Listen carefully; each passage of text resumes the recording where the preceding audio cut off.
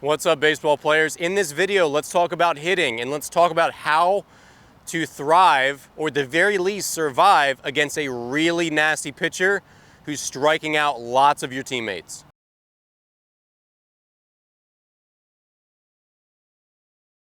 All right, so this is a really common question. Hey Dan, we're playing a really good team. The pitcher is really nasty. He's striking out 10, 12 hitters a game. How can we get better at bats? How can we get some hits off this guy? How can we maybe get him out of the game earlier?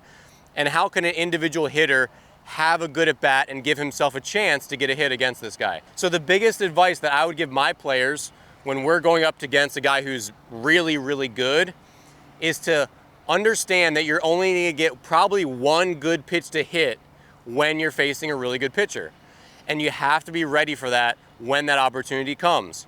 And the other thing is, you have to avoid being in two-strike counts against really great pitchers. Whether they have premium velocity or a really nasty curveball, nasty slider, nasty changeup, whatever it is, if you get to two strikes with guys who have overpowering stuff, they're going to beat you. That's just how it's going to go, because you're going to have to expand the strike zone and swing at stuff that you don't ordinarily swing at. It's just going to put you in a bad position. So the key, overarching key to hitting against really good pitching is to be aggressive earlier in the count when you're going to get a more favorable pitch. Now understand, there's two sides to that coin, because if you're swinging at the first pitch of the at-bat against a great pitcher, you're going to be out a lot of the time too, right? And now he's going to have a low pitch count, and that's going to be bad for you guys as a hitting team. So understand, you don't want to go up there and always just go first pitch swing, because they're going to get a lot of 3-pitch innings or 6-pitch innings, and it's going to be a long day because he's going to stay out there. But you do have to be ready to swing. And that means going up, not with this passive mindset, but a really strong attack mindset that, hey, a lot of times pitchers get complacent in that early part of the at-bat. The first pitch, the second pitch, the third pitch, 0-0, 1-0, 1-1. They're not in this like hunt for blood mode yet a lot of times, especially with young pitchers. They're just kind of like waiting for the bat to evolve. And now those are times when, as a hitter, you can really jump on a guy. Like, hey, this pitcher, he's half asleep right now. It's a 1-0 count. I'm going to be ready to hit and be really aggressive, act like it's a 2-0 count. And boom, he throws me a fastball in the inner half, and I can smoke it because I'm ready. Being aggressive and being ready against really good pitching is a really important tactic. Number two, when you're facing a really good pitcher who's mowing guys down and has a really good out pitch, and an out pitch just means a pitch they can easily strike hitters out with, you have to try to X something out. And so Xing out a pitch means if I see the spin of a curveball and I don't want to hit curveballs and I'm Xing out curveballs, I'm not going to swing at a curveball. I've cut that out of the menu. It's not something that I'm going to swing against. So for example, you're facing Clayton Kershaw, who has a nasty curveball. If you see curveball spin, your brain says take. Doesn't matter. If it's ball or strike, if I see curveball from him, I'm taking, because I don't have a chance of hitting it anyway, because it's just better than me. That can definitely be the case sometimes against really elite pitchers.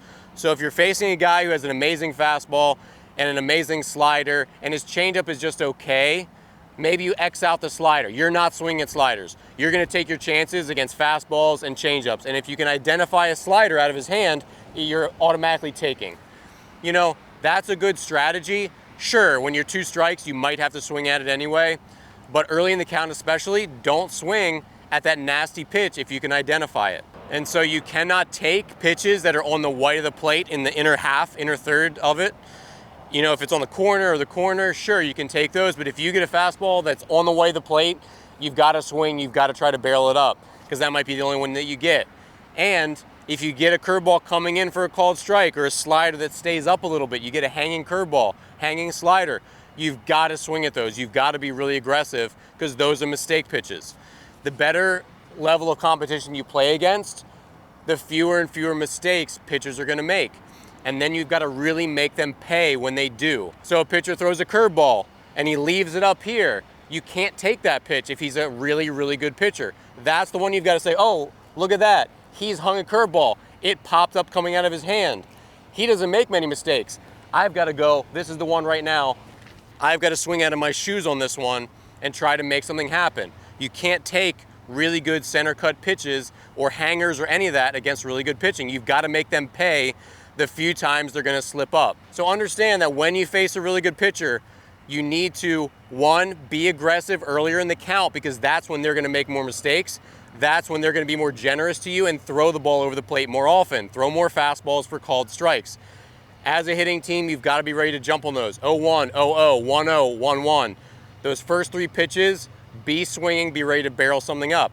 Obviously, as a team, you can be stealing bases, you can be bunting, you can do lots of other things to make that pitcher uncomfortable, to make the infield uncomfortable, and to make things happen. That's really important. I'm gonna be aggressive if I see something in the middle of the plate, I see a mistake pitch, I see a hanging curveball, I see a hanging slider.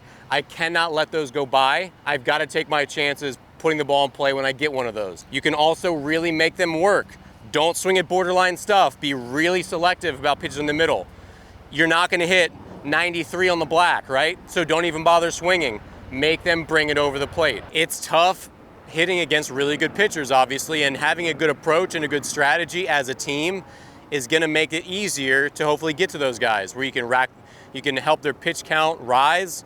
You can frustrate them a little bit by playing some small ball, and you can capitalize on the mistakes that they make and the times where they ease off their focus and throw the ball over the middle of the plate a little bit more. But you've got to capitalize on the opportunities that you get when facing a really tough pitcher. All right, so hopefully this video was helpful. If you enjoyed it, please subscribe to the channel below. Check out my books, online courses. They're all in the description. That's how you can support the channel and help me continue to make more great free content here for the baseball community.